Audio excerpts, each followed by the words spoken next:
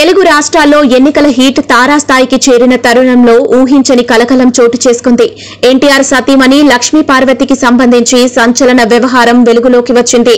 తనను లైంగికంగా వేధిస్తున్నారంటూ వినుకొండకు చెందిన కోటి అనే అనుచరుడు పోలీసులకు ఫిర్యాదు చేశాడు.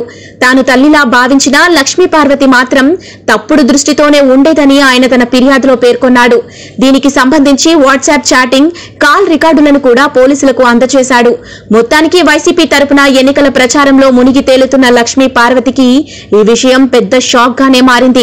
అయితే ఇందులో నిజ నిజాలు పక్కకు పెడితే ఇన్నాళ్లు వదిలేసి ఇలా ఎన్నికలు పీక్ స్టేజ్ లో ఉన్న తరుణంలో ఈ వ్యవహారం బయట పెట్టడంపై అనుమానాలు వ్యక్తమవుతున్నాయి. దీని వెనుక ఏదైనా కుట్రకోణం ఉందా అని కూడా పలువురు భావిస్తున్నారు. ఇటీవల విడుదలైన లక్ష్మీ ఎన్టీఆర్ లో లక్ష్మీ పార్వతి ఎన్టీఆర్ ను అచ్చంగా ప్రేమించిన మహిళలాగా ఆమెకి ఎన్టీఆర్ కి మధ్య ఓ పవిత్ర ప్రేమే నడిచినట్టుగా చిత్రీకరించాడు. మరిప్పుడు దానికి విరుగుడుగా ఈ కొత్త కథనం వండివార్చారా అన్నది ఇప్పుడు చర్చనీయాంశంగా మారింది. అసలెవరి కోటి? ఇలాంటి అనామకుడికి లక్ష్మీ పార్వతికి ఉన్న సంబంధం ఏంటి? అతను పూర్వాశ్రమంలో సినిమాల్లో వేషాల కోసం తిరిగేవాడిగా తెలుస్తోంది. ఇతడికి 4 ఏళ్ల క్రితం లక్ష్మీ పార్వతి పరిచయమైందని, అప్పటి నుంచి ఆమెతో ఇతడికి సత్సంబంధాలు కొనసాగుతున్నాయని, గత కొంతకాలంగా ఈమె ఇతన్ని లైంగికంగా వేధిస్తుందని ఇతడు కంప్లైంట్ చేయటంతో ఒక్కసారిగా బగ్గుమన్నారు లక్ష్మీ పార్వతి. మీ ఇంట్లో ఆడపడుచు లేరట్రా అని దుయ్యబడుతోంది. అంతేకాదు వైఎస్ షర్మిలను కూడా ఇలాగే బజారుకి ఇచ్చారని, ఆమెకు ప్రభాస్ కు లింక్ పెట్టి సోషల్ మీడియాలో పోస్టులు పెట్టారని షర్మిల హైదరాబాద్ సిటీ పోలీసులకు కంప్లైంట్ చేశారు. అప్పటికీ ఆమెను తాను కనీసం చూడనైనా లేదని ప్రభాస్ అనటం, షర్మిల అయితే తన 2 పిల్లల మీద ఒట్టేసి చెప్పటం అందరికీ తెలుసు. ఈ విషయం పక్కకు పెడితే నిజంగానే లక్ష్మీ పార్వతి అలా చేసే అవకాశం ఉందా? లక్ష్మీ పార్వతి వయసెంత, కోటి వయసెంత అన్నది కూడా ఇప్పుడు చర్చనీయాంశంగా మారింది.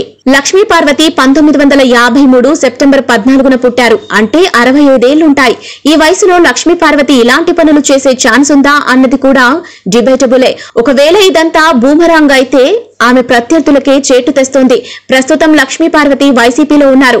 ఆమెపై టీడీపీ బురద జల్లే యత్నం చేస్తుందని ప్రజల్లోకి వెళితే ఇరుకున పడేది ప్రత్యర్థి పార్టీలే. సరిగ్గా ఈ టైంలో ఆమెపై ఇలాంటి బురద చల్లడానికి కారణాలేంటి అంటే లక్ష్మీ ఎన్టీఆర్ విడుదల.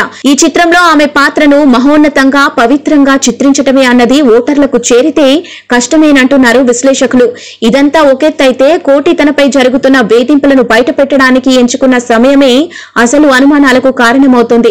అతను చూపిస్తున్న వాట్సాప్ చాట్ పై కూడా కొన్ని డౌట్స్ లేకపోలేదు.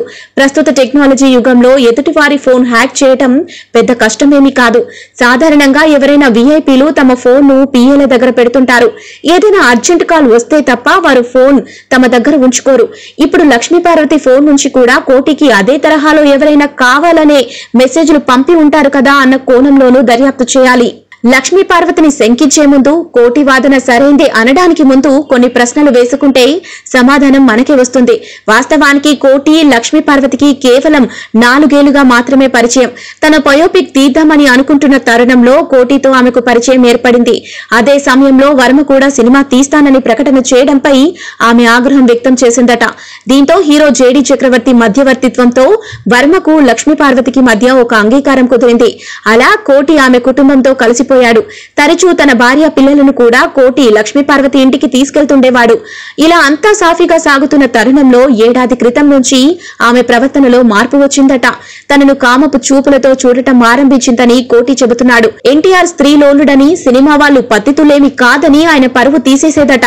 అసలు ఆ తరహా సంబంధం ఇష్టం లేని వ్యక్తి వెంటనే తప్పుకోకుండా ఇంకా ఎందుకు ఆమెతో సన్నిహితంగా వెలుగుతున్నాడన్నదే ప్రశ్న. దీని వెనుక ఏదైనా మతలపు దాగి ఉందా? రాజకీయ కుట్ర మూలంగానే అతనిలా చేస్తున్నాడా? ఇంకో విషయం, వినుకొండకు చెందిన సాధారణ వ్యక్తిగా కోటి తనకు తాను చెబుతున్నా నెలకు లక్షలాది రూపాయలు పెట్టి సేవా కార్యక్రమాలు చేపట్టడం అతనికి ఎలా సాధ్యమైందో అర్థం కావటం లేదు. తనకు తెలుగుదేశం కార్యకర్తలు సాయం చేశారని చెప్పడం చూస్తే దీని వెనుక వారి హస్తం ఉండే అవకాశాలు లేకపోలేదు. మరో ముఖ్యమైన విషయం ఏంటంటే, కోటి చూపిస్తున్న కాల్ డేటాలోనూ ఆడియో వింటే లక్ష్మీ పార్వతిని కావాలనే గుచ్చి ప్రశ్నలు అడిగి వాటి నుంచి సమాధానాలు రాబట్టాలనే ప్రయత్నం జరిగినట్టుగా కనిపించింది. వీటన్నింటిపై పరిశోధిస్తే తప్ప కోటి చెబుతున్న లక్ష్మీ పార్వతికి, వర్మ చెప్పిన లక్ష్మీ పార్వతికి అసలు తేడా తేటతెల్లం కాదు.